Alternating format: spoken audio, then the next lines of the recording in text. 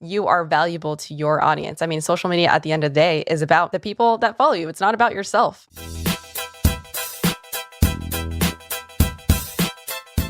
Welcome to Screaming in the Cloud. I'm Corey Quinn. One of the things that makes me a little weird in the universe is that I do an awful lot of, let's just call it technology explanation/exploration in public and turning it into a bit of a brand style engagement play. What makes this a little on the weird side is that I don't work for a big company, which grants me a tremendous latitude. I have a whole lot of freedom that lets me be all kinds of different things. And I can't get fired, which is something I'm really good at.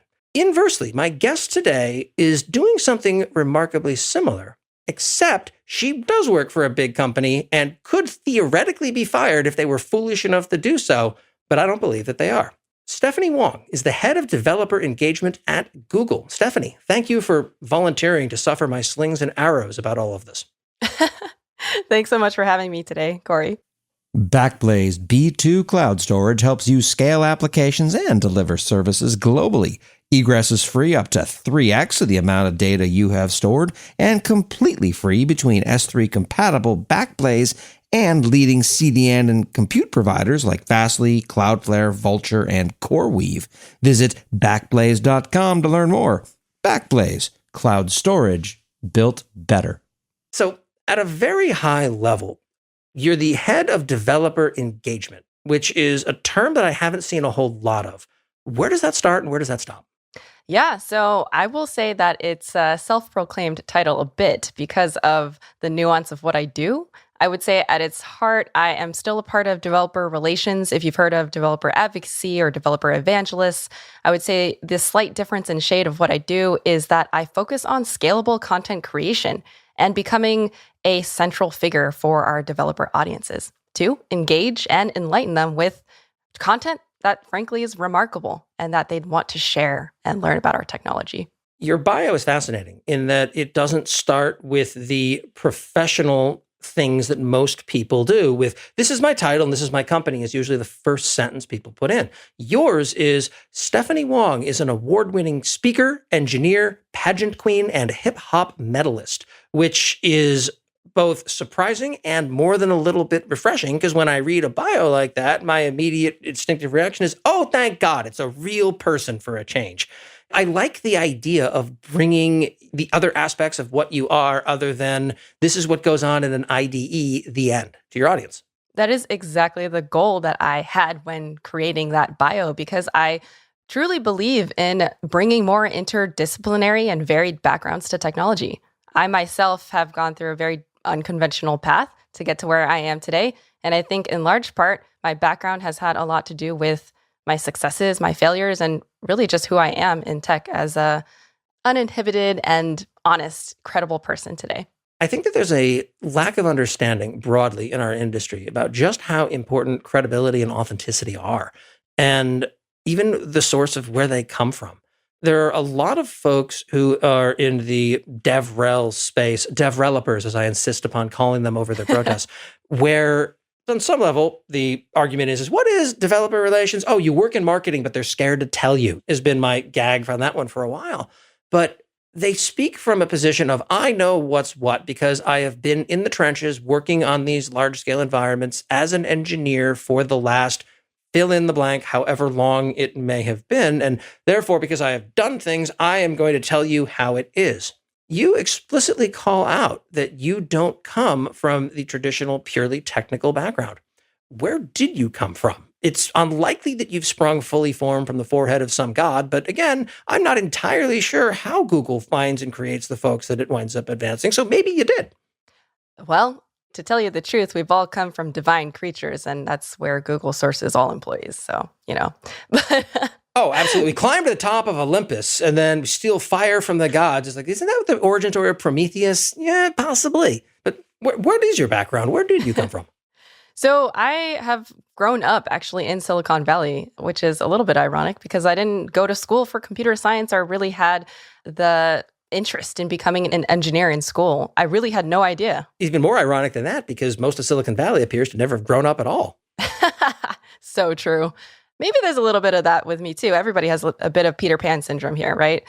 Yeah, I had no idea what I wanted to do in school. And I just knew that I had an interest in communicating with one another. And I ended up majoring in communication studies. I thought I wanted to go into the entertainment industry and go into production, which is very different. And ended up doing internships at Warner Brother Records, a YouTube channel for dance. I'm a dancer. And I ended up finding a minor in digital humanities, which is sort of this interdisciplinary minor that combines technology and the humanities space, including literature, history, etc. So that's where I got my start in technology, getting an introduction to information systems and doing analytics, studying social media for certain events around the world. And it wasn't until after school that I realized that I could work in enterprise technology when I got an offer to be a sales engineer.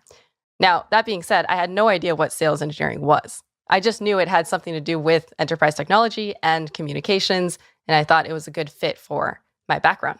The thing that I find so interesting about that is that it breaks the mold of what people expect if someone's going to talk to me about technology, especially coming from it's weird. It's one of the biggest companies on the planet, but people still on some level equate Google with the startup-y mentality of being built in someone's garage. That's an awfully big garage these days, if that's even slightly close to true, which it isn't. But there's this idea, you have to go to Stanford. You have to get a degree in computer science, and then you have to go and do this, and this. And it's easy to look dismissively at what you're doing. Communications, well, all that would teach you to do is communicate to people clearly and effectively. What possible good is that in tech? As we look around the landscape and figure out exactly why that is so necessary in tech and also so lacking. Exactly. I do think it's an underrated skill in tech. Maybe it's not so much anymore, but I definitely think that it has been in the past. And even for developers, engineers, data scientists, other technical practitioner, especially as a person in DevRel, I think it's such a valuable skill to be able to communicate complex topics simply and understandably to a wide variety of audiences. The big question that I have for you, because I've talked to an awful lot of folks who are very concerned about the way that they approach developer relations, where they'll have ratios, for example, where I know someone and he insists that he give one deeply technical talk for every 4 talks that are not deeply technical, just because he feels the need to reestablish and shore up his technical bona fides. Now, if there's one thing that people on the internet love, it is correcting people on things that are small trivia aspect or trying to pull out the card that, I've worked on this system for longer than you've worked on this system, therefore you should defer to me. Do you find that you face headwinds for not having the quote unquote traditional engineering technical background? I will say that I do a bit, and I would say, when I first joined DevRel. And I don't know if it was much more so that it was being imposed on me or if it was being self-imposed. Something that I felt like I needed to prove to gain credibility, not just in my organization, but in the industry at large.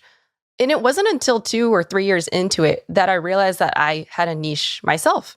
It was to create stories with my content that could communicate these concepts to developers just as effectively. And yes, I can still prove that I can go into an hour-long or a 45-minute long tech talk or a webinar about a topic, but I can also easily create a 5 to 10-minute video that communicates concepts and inspires audiences just the same. And more importantly, be able to point to resources, code labs, tutorials, GitHub repos that can allow the audience to be hands-on themselves too. So really, I think that it was over time that I gained more experience and realized that my skill sets are valuable in a different way. And it's okay to have a different background as long as you bring something to the table. And I think that it's indisputable that you do. The content of yours that I've encountered from time to time has always been insightful. It has always been extremely illuminating. And you wouldn't think this is worthy of occasion and comment, but I feel it needs to be said anyway.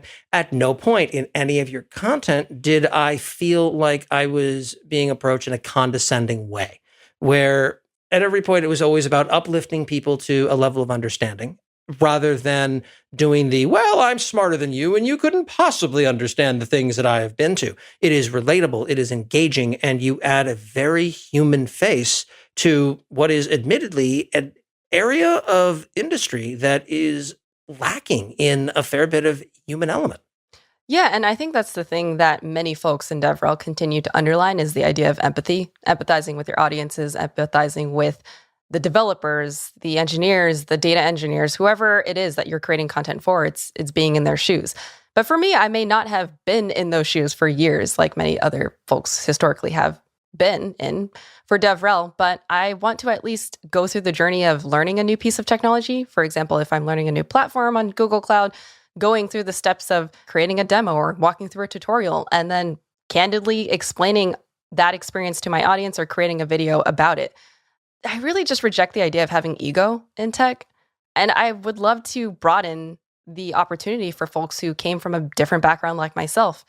I really want to just represent the new world of technology where it wasn't full of people who may have had the privilege to start coding at a very early age in their garages. Yeah, privilege of, in many respects, also part of that privilege means, yes, I had the privilege of not having to have friends and deal with learning to interact with other human beings, which is what empowered me to build this company and have no social skills whatsoever. It's not the aspirational narrative that we sometimes are asked to believe. You are similar in some respects to a number of things that I do, by which I mean, you do it professionally and well, and I do it as basically performance shitpost art. But you're on Twitter, you make videos, you do podcasts, you write long form and short form as well. You are sort of all across the content creation spectrum. Which of those things do you prefer to do? Which ones of those are things you find a little bit more, well, I have to do it, but it's not my favorite? Or do you just tend to view it as content and you just look at different media to tell your story? Well, I will say any form of content is queen. I'm not going to say king, but content is king, content is queen. It doesn't matter. Content is a baroness, as it turns out. No. There we go. I have to say, so given my background, I mentioned I was into production and entertainment before. So I've always had a gravitation towards video content. I love tinkering with cameras. Actually, as I got started at it at Google Cloud, I was creating scrappy content using webcams and my own audio equipment and doing my own research and finding lounges and game rooms to do it at. And we would just upload it to our own YouTube channel, which probably wasn't allowed at the time, but hey, we got by with it. And eventually I got approached by DevRel to start doing it officially on the channel. And I was given budget to do it in the studio. And so that was sort of my stepping stone to doing this full time eventually, which I would never foresaw for myself. And so, yeah, I have this huge interest in, I'm really engaged with video content. But once I started expanding and realizing that I could repurpose that content for podcasting, I could repurpose it for blogs, then you start to realize that you can shard content and expand your reach exponentially with this. So that's when I really started to become more active on social media and leverage it to build not just content for Google Cloud, but build my own brand in tech. That is the inescapable truth of DevRel done right, is that as you continue doing it in time, in your slice of the industry, it is extremely likely that your personal brand eclipses the brand of the company that you represent. And it's in many ways a test of corporate character, if it makes sense, as to how they react to that. I've worked in roles before I started this place where I was starting to dabble with speaking a lot. And there was always a lot of insecurity that I picked up of, well, it feels like you're building your personal brand, not advancing the company here. And we as a company do not see the value in you doing that. Direct quote from the last boss I had. And well, that partially explains why I'm here, I suppose. But there's insecurity there. I see the exact opposite coming out of Google, especially in recent times. There's something that almost seems to be a renaissance in Google Cloud. And I'm not sure where it came from, but if I look at it across the board and you had taken all the labels off of everything and you had given me a bunch of characteristics about different companies, I would never have guessed that you were describing Google when you're talking about Google Cloud. And perhaps that's unfair, but perceptions shape reality.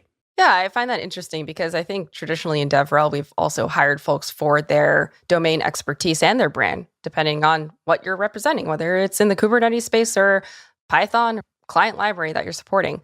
But it seems like, yes, in my case, I've organically started to build my brand while at Google, and Google has been just so spectacular in supporting that for me. But yeah, it's a fine line that I think many people have to walk. It's like, do you want to continue to build your own brand and have that carry forth no matter what company you stay at, or if you decide to leave, or can you do it hand in hand with the company that you're at? For me, I think I can do it hand in hand with Google Cloud. It's taken me a long time to wrap my head around what appears to be a contradiction when I look at Google Cloud. And I think I've mostly figured it out.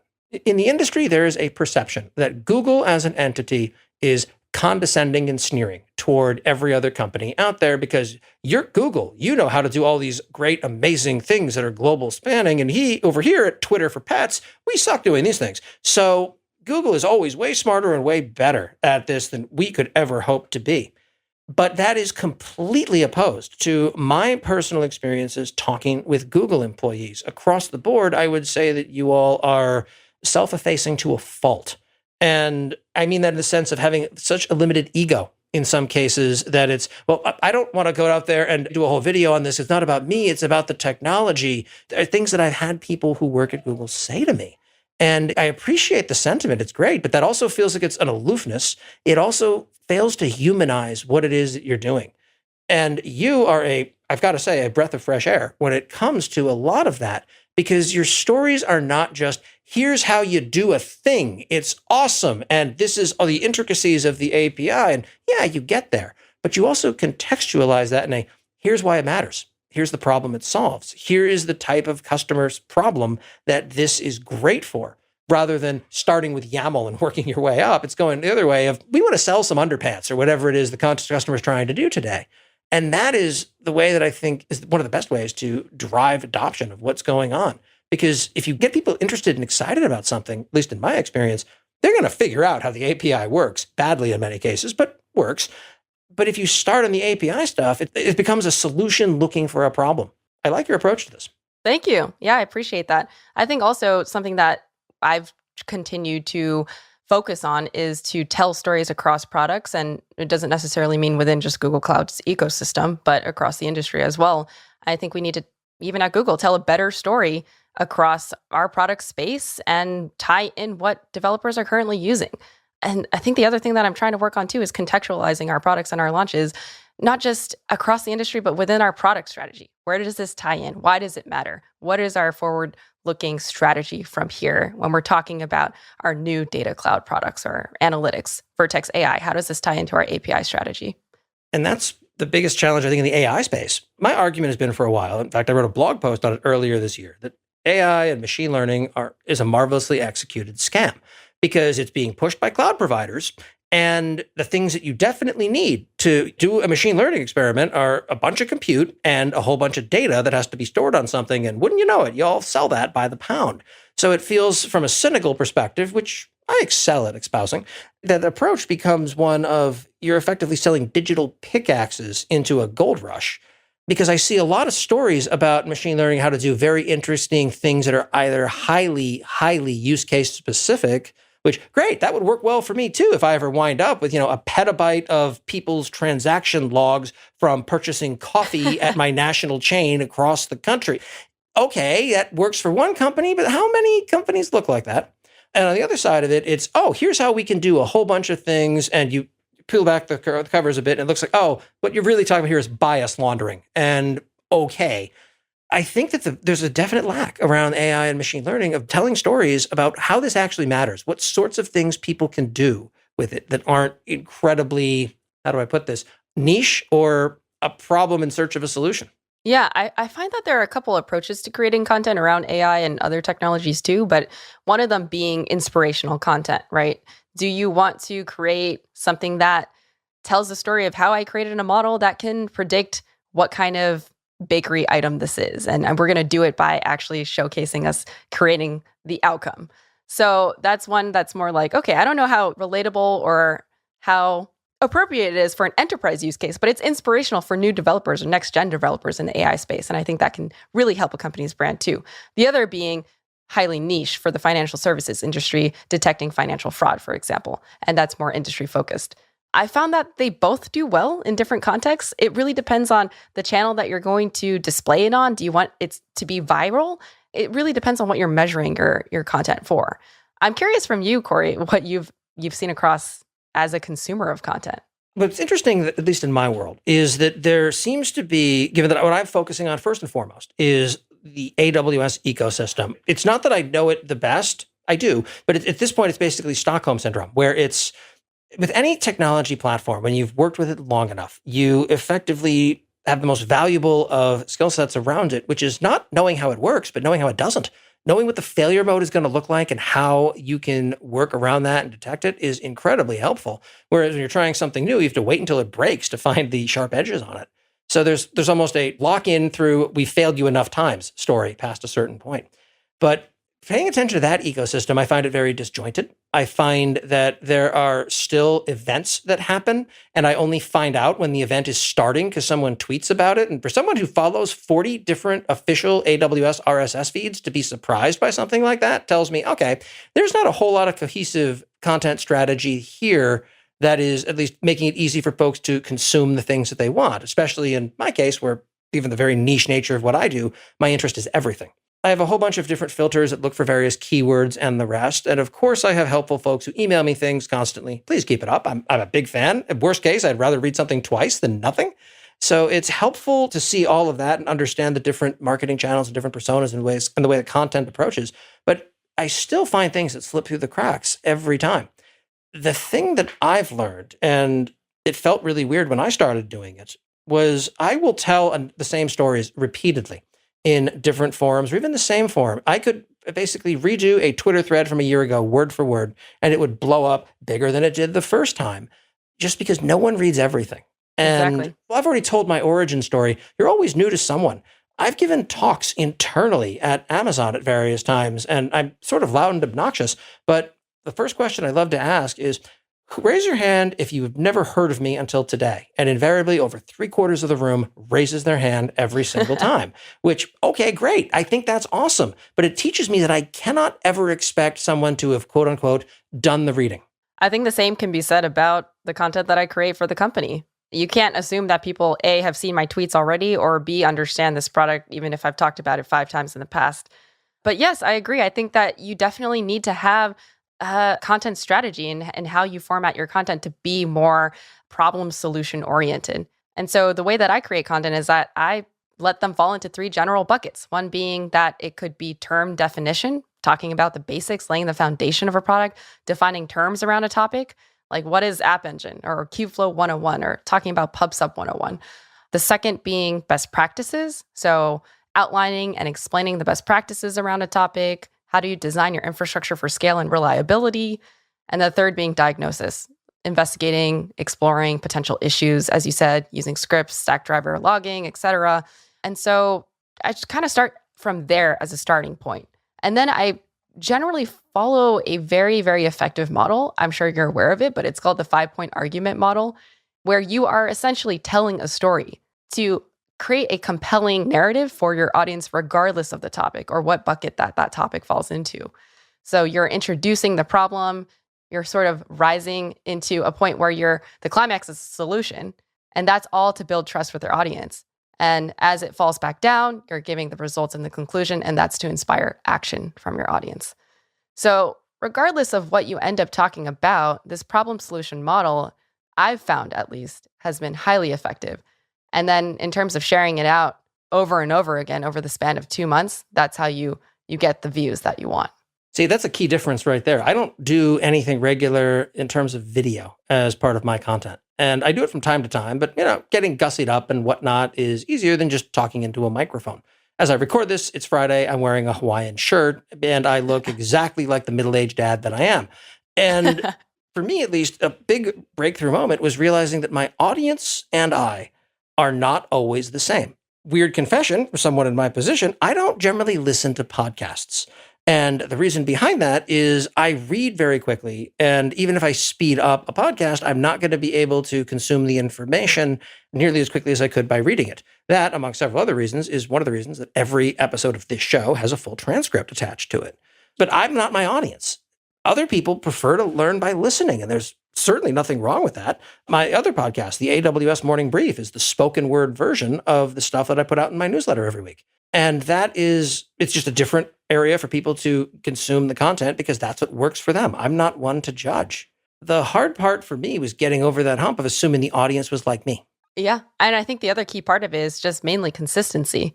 It's putting out the content consistently in different formats because everybody, like you said, has a different learning style. I myself do.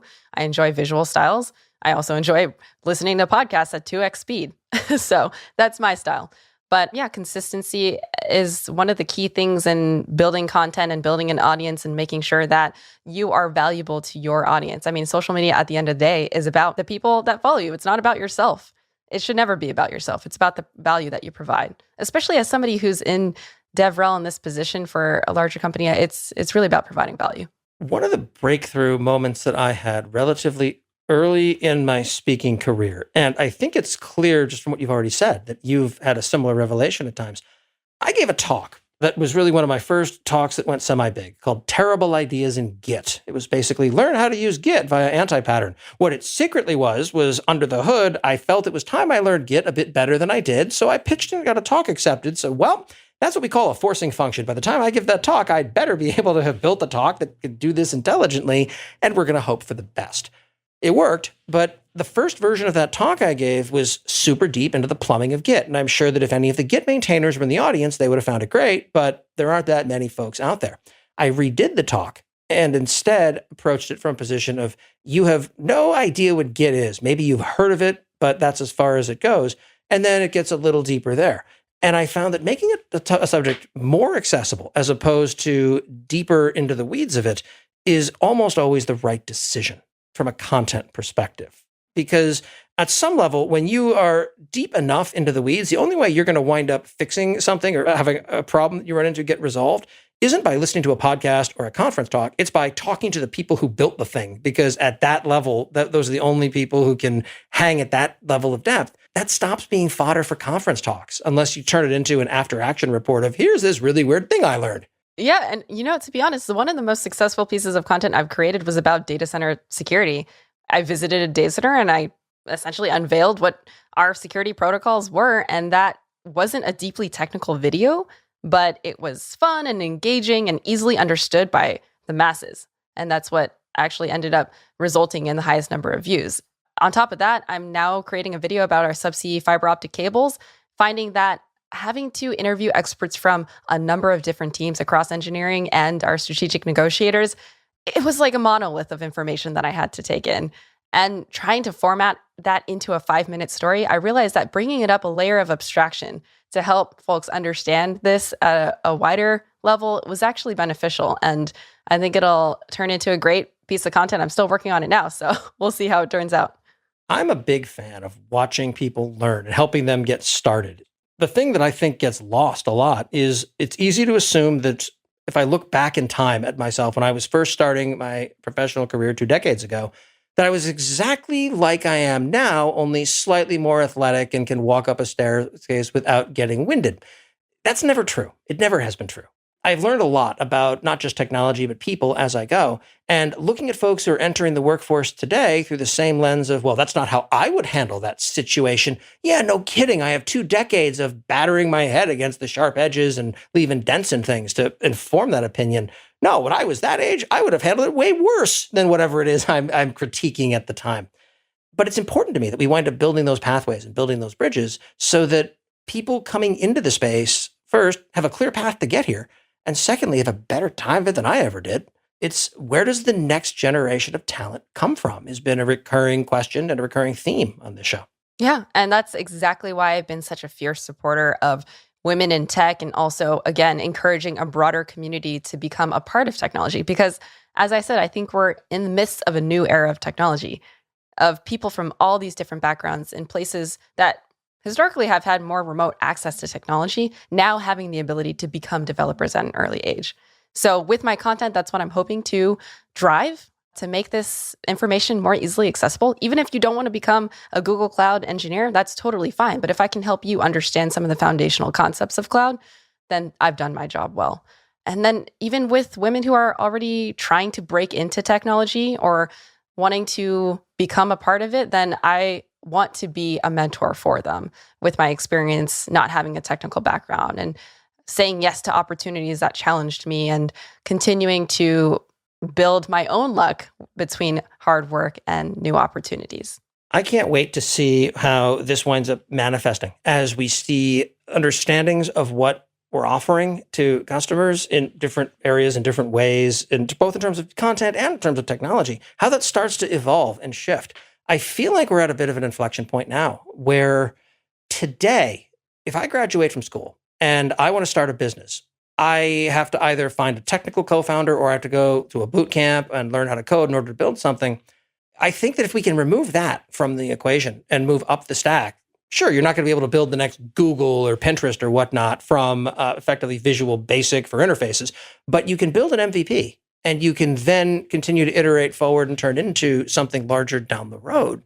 The other part of it too is that moving up the stack into more polished solutions rather than here's a bunch of building blocks for platforms. So, if you want a service to tell you whether there's a picture of a hot dog or not, here's a service that does exactly that, as opposed to, here are the 15 different services you can bolt together and pay for each one of them and tie together to something that might possibly work. And if it breaks, you have no idea where to start looking, but here you go. A packaged solution that solves business problems. Things move up the stack. They do constantly. The fact is I started my career working in data centers, and now I don't go to them at all because, spoiler, Google and Amazon and people who are not IBM Cloud can absolutely run those things better than I can. And there's no differentiated value for me in solving those global problems locally. I'd rather let the experts handle stuff like that while I focus on interesting problems that actually affect my business outcome. There's a reason that instead of running all the nonsense for last week in AWS.com myself, because I've worked in large-scale WordPress hosting companies, instead I pay WP Engine to handle it for me, and they in turn host it on top of Google Cloud, but it doesn't matter to me because it's all just a managed service that I pay for, because me running the website itself adds no value compared to the shitposts I put on the website, which is where the value derives from for certain odd values of value. Well, two things there is that I think we actually had a demo created on Google Cloud that did detect hot dogs or not hot dogs using our Vision API years in the past. So thanks for reminding me of that one. Of course. But yeah, I mean, I completely agree with that. I mean, this is constantly a topic in conversation with my team members and with clients. It's about higher level of abstractions. I just did a video series with our fellow Eric Brewer, who helped build cloud infrastructure here at Google over the past 10 years. And I asked him what he thought the future of cloud would be in the next 10 years. And he mentioned it's going to be these higher levels of abstraction, building platforms on top of platforms like Kubernetes, and having more services like Cloud Run, serverless technologies, et cetera. But at the same time, I think the value of cloud will continue to be providing optionality for developers to have more opinionated services. Services like GKE Autopilot, et cetera, that essentially take away the management of infrastructure or nodes that people don't really want to deal with at the end of the day, because it's not going to be a competitive differentiator for developers. They want to focus on building software and focusing on keeping their services up and running. And so, yeah, I think the future is going to be that, giving developers flexibility and freedom, and still delivering the best of breed technology. If it's covering something like security, that's something that should be baked in as much as possible. You're absolutely right, first off. I'm also looking beyond it, where I want to be able to build a website that is effectively Twitter, only for pets, because that is just a harebrained enough idea to probably raise a $20 million seed round these days. And I just want to be able to have the barks, which are like tweets, only surprisingly less offensively racist, and have them just be stored somewhere, ideally, presumably under the hood somewhere. It's going to be on computers. But whether it's in containers or whether it's serverless or however it's working is the sort of thing that, wow, that seems like an awful lot of nonsense that is not central nor core to my business succeeding or failing. I would say failing, obviously, except you can lose money at scale with the magic of things like SoftBank. Here we are. And as that continues to grow and scale, sure, at some point, I'm going to have bespoke enough needs and a large enough scale where I do have to think about those things. But building the MVP just so I can swindle some VCs is not the sort of thing where I should have to go to that depth. There really should be a golden path guardrail style thing that I could effectively drag and drop my way into the next big scam. And that is, I think, the missing piece. And I think that we're not quite ready technologically to get there yet, but I can't shake the feeling and the hope that that's where technology is going. Yeah, I think it's where technology is heading, but I think a part of the equation is the adoption by our industry, right? Industry adoption of cloud services and whether they're ready to adopt services that are that drag and drop, as you say. One thing that I've also been talking a lot about is this idea of service-oriented networking, where if you have a service or API-driven environment and you simply want to bring it to cloud, almost a plug and play there, you don't really want to deal with a lot of the networking infrastructure. And it'd be great to do something like Private Link on AWS or Private Service Connect on Google Cloud. While those conversations are happening with customers, I'm finding that it's like trying to cross the Grand Canyon. Many enterprise customers are like, that sounds great, but we have a really complex network topology that we've been sitting on for the past 25 years. Do you really expect that we're going to transition over to something like that? So I think it's about providing stepping stones for our customers until they can be ready to adopt a new model. Yeah. And of course, the part that never gets said out loud, but is nonetheless true and at least as big of a deal.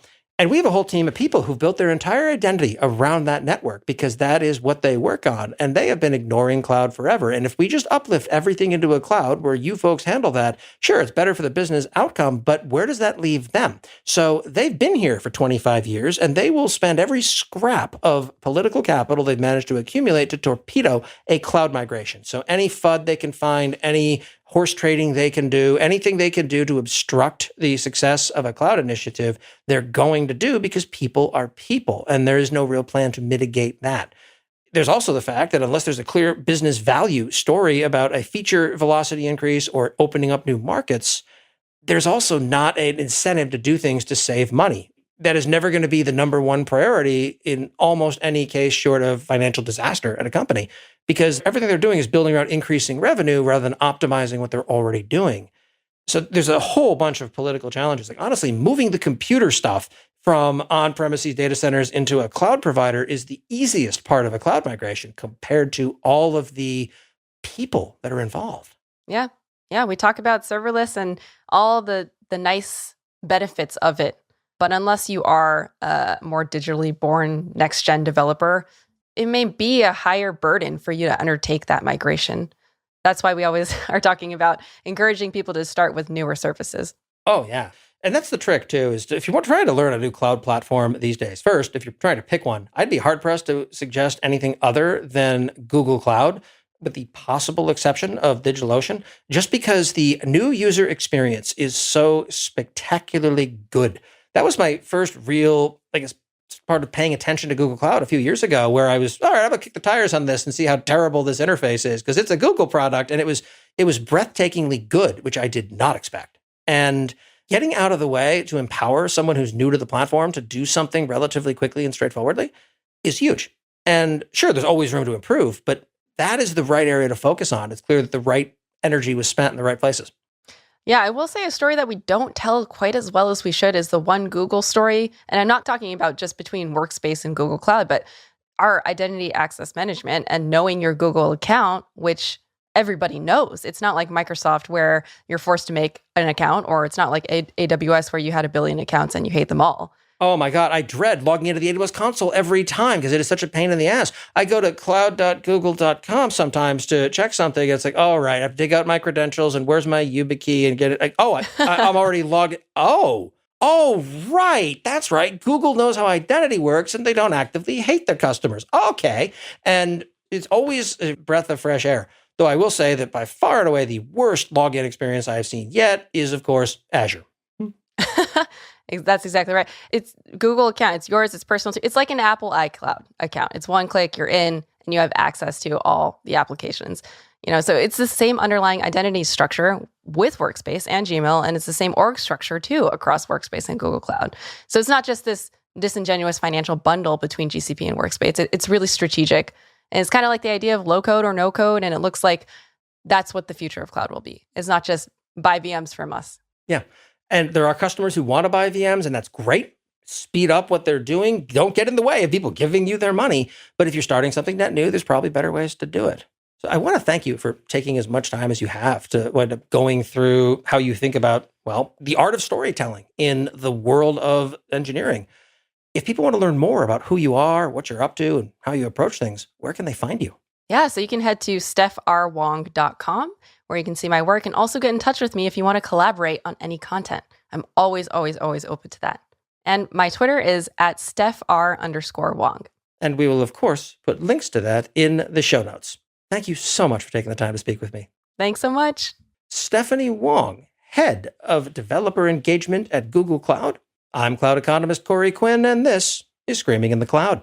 If you've enjoyed this podcast, please leave a 5-star review on your podcast platform of choice. Whereas if you've hated this podcast, please leave a 5-star review on your podcast platform of choice, along with an angry comment telling me that the only way to get into tech these days is, in fact, to graduate with a degree from Stanford, and I could take it from you because you work in their admissions office.